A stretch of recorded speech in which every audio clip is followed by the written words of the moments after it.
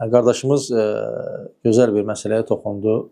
Hansı ki, idman paltarlarında bəzən görürük ki, qardaşlarımız, hətta bəzən dənizdə də olur belə hallar, dənizə girərkən.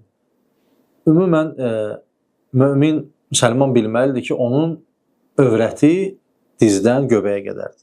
Yəni, bu diz və övrət arasını hər zaman qorumalıyıq.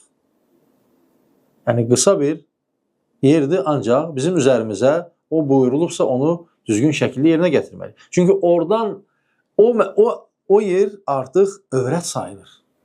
Başqa bir ki, hətta kişilər olsa belə, hətta kişilər toplumunda bunu etsən belə, yenə də o sənin üzərinə vacibdir ki, oranı örtəsən. Çünki sənin dizinlə göbəyin arasını heç bir kişi görməməlidir. Artıq bu övrətdir. Övrət deyilən bir şey artıq bağlanmalıdır. Ona görə, möhtərəm qardaşlar, bu məsələdə səhlənkar olmamalıyıq. Hətta futbolda olsun, dənizdə olsun, idmanda olsun, harada olur olsun, yəni Allahın hüdudlarını aşmamalıyıq.